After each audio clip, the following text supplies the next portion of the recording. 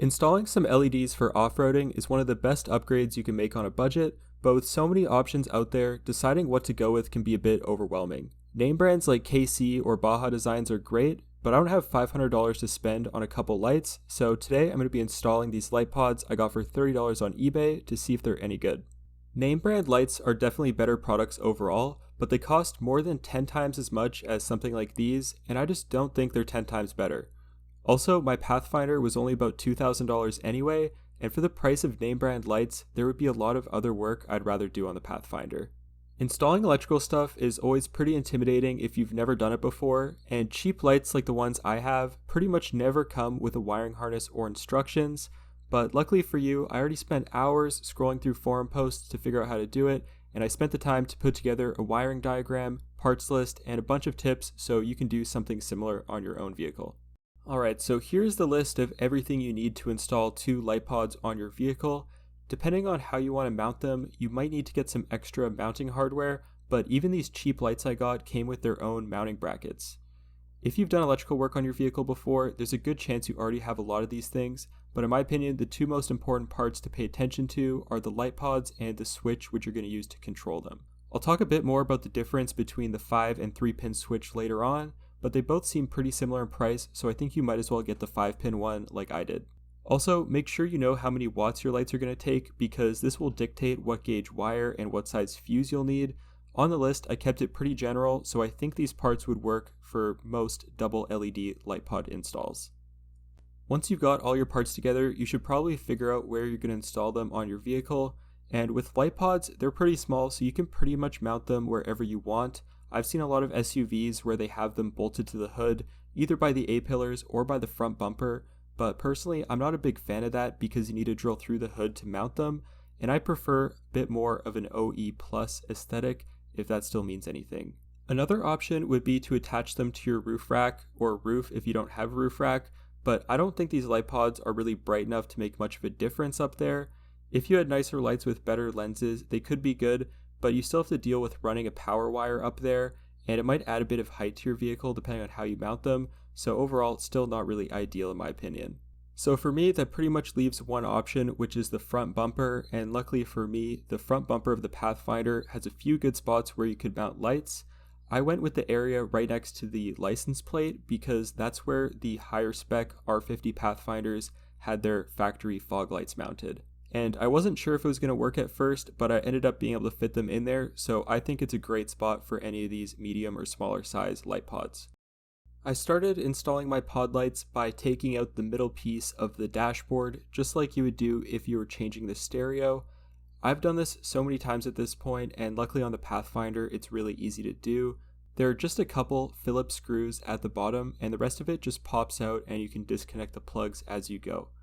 The reason why I'm doing this is to install the switch in one of the blank switch areas, but depending on your dashboard, you might need to put it in a different spot, so you may or may not need to take this piece out. Once I had that part off, it was time for the hardest part, which is getting the wires from inside the cab, through the firewall, and into the engine bay. The 2 wires that need to go through are the one that goes from the battery to the switch, and the one from the switch to the lights. This is where I ran into some issues, which were mainly caused by the fact that my Pathfinder is manual, and since it's manual, it has a clutch, and the clutch cylinder is pretty huge, and it's right in the area that you'd want to put the wire through. On automatic Pathfinders, you don't have this problem because instead of a clutch cylinder there's a clutch delete plate, which is really easy to drill through, and that seems to be the cleanest way to get the wires through on the automatic Pathfinders. For me though, I decided to go through the grommet of the wiring harness, which is just above the throttle pedal, which was pretty difficult since the rubber is really thick and you have to be careful of the wires that are already in there. Eventually, I was able to get it through though. I used a drill, but I'd probably recommend using a torch to heat up a nail or screwdriver or something because, like I said, with the wires in there, you definitely don't want to be damaging any of those. Once you have the wires through the firewall, all that's left to do is pretty much a bunch of crimping and heat shrinking. Just remember the wiring diagram, and it's pretty simple to get it all hooked up.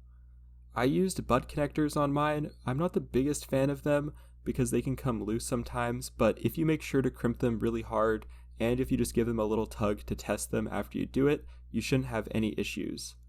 One thing that made it pretty difficult with these is the wires coming out of the lights are really thin compared to the power wire I used, but after a few tries I was able to get all of them.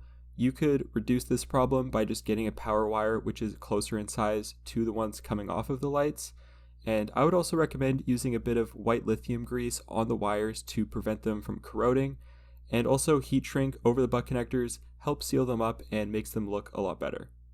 Once you have the lights all wired up, you can go ahead and bolt them down. To start out with, I'd recommend aiming them so they're pretty much just pointed straight out, because cheap lights like these tend to make a pretty wide beam, so having them pointed straight out like this is going to light up the ground right in front of your hood pretty nicely.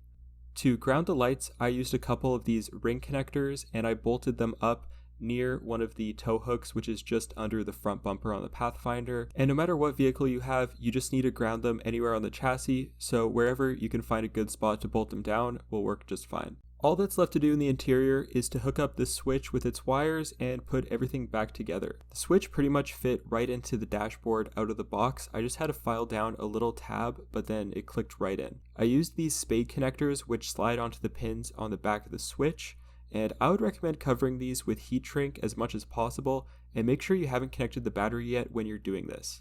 Make sure that you know which cable is which. I labeled each of mine, and if you're not sure which one goes where, the wiring diagram I made explains it.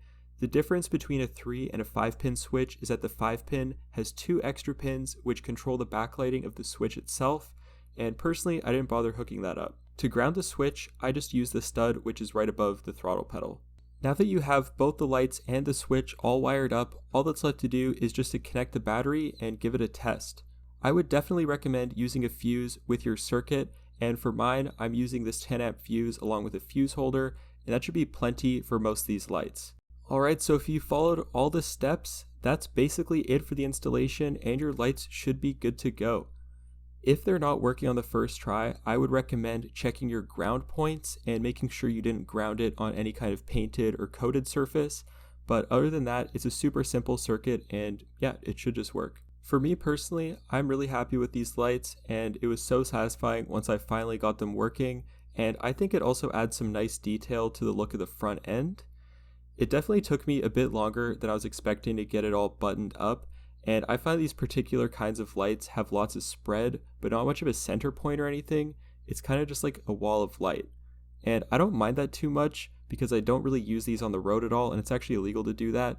And I find that when I'm off-roading, it just helps light up stuff really close, which is actually the main area that the headlights miss. So I think it just works nicely with my vehicle.